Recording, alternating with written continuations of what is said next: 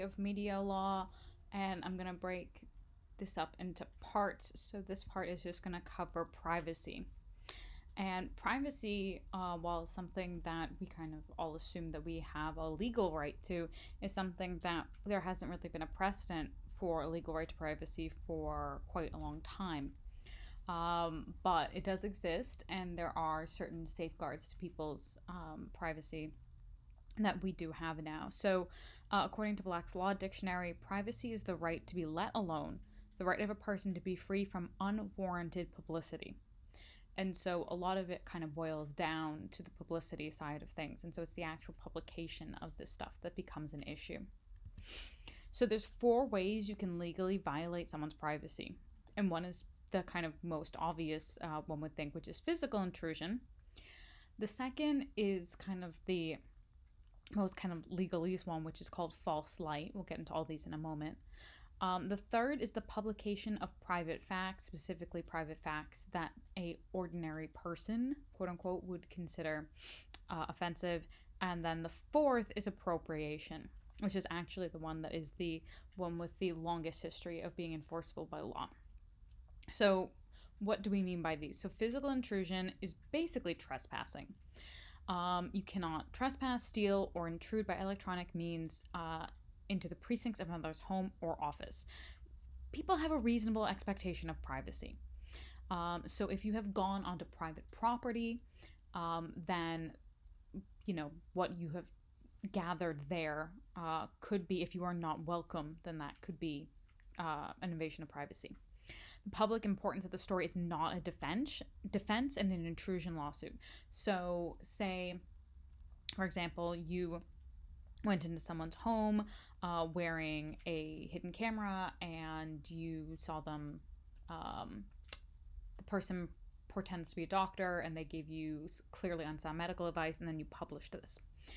The fact that you went in for false pretense means that you did, in fact, intrude upon their home. So even though it was an important story, this person is practicing medicine unlawfully and giving bad medical advice, the fact that you entered into their home by lying, and that it's a private residence, means that they can sue you for invasion of privacy. So using deceit in a hidden camera is not always unlawful, but you have to know the local, state, and federal laws that apply. So the example in your book, one that comes up often, is one in which journalists were acting like as an extension of the police, but then they also published the story. And so the wearing of the hidden camera for police work was not unlawful, but for the publication and for people to profit off of it from a kind of a media standpoint is unlawful. False light's the kind of legalese one. So false light is false or misleading information that doesn't harm a person's reputation. Basically, don't make up information. False light can be the way that in some cases a public person or public official can basically get some recompense for false information being published if it doesn't fall under the umbrella of libel. Some states, because of that, refuse to hear false light cases because they believe that they need to kind of hit the bar for libel, otherwise they don't qualify. But in some cases, you can be sued for false light as a way of invading someone's privacy rather than it being a libel suit. The publication of private facts. So this one, what it boils down to is causing unwarranted publicity offensive to a person of ordinary sensibilities. So this has to do with the publication of true private facts, whereas false light is you are basically painting someone in a false light. This is actually about something that's true, but it's maybe something that's salacious, something that's over the top, something that is causing unwanted, and really there's no good reason for it, attention for them.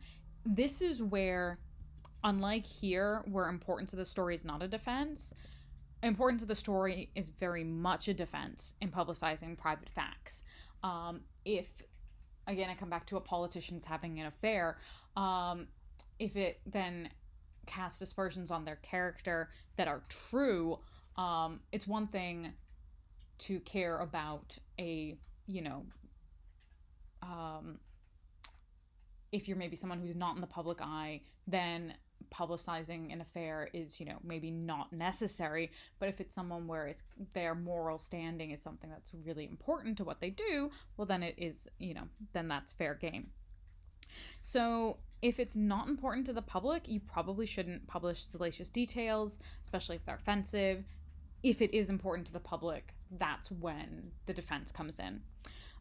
Again, something that comes up quite a lot is whether or not you should publish the names of sexual assault victims. If it's public record, it is not illegal. That doesn't mean that it's not, a ethical consideration and something that shouldn't be done lightly, but is not sufficient grounds for a lawsuit. The last way that you can get sued for invasion of privacy has to do with something called appropriation. And this is, in fact, the oldest form of privacy that was protected by law. So appropriation is using someone's name or their likeness specifically for commercial purposes. And this comes down to the fact that there's kind of like two parts to it.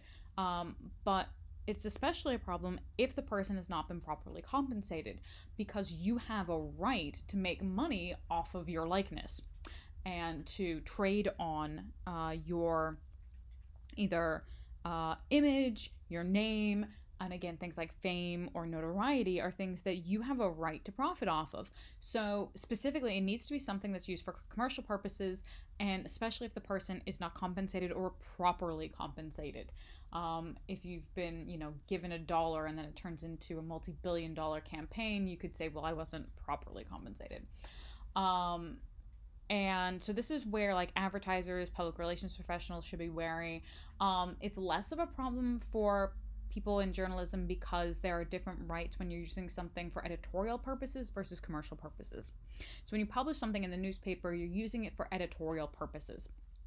So for example, this is where for some of the royalty-free images, you'll notice that we can use them in our work because we're students, we're in an educational environment, and it's not for commercial purposes. So that's editorial, educational, those kind of areas. Once it's commercial, as in you are going to be making money off of it, no one's making money off of the Yellow Jacket, for example. Once you're making money off of it and selling it as part of a product, then it becomes an issue of commercial purposes, and people can sue you for using their likeness without compensating them. So the next section we're going to look at is confidentiality and protecting your source. I'm going to put that in the next video.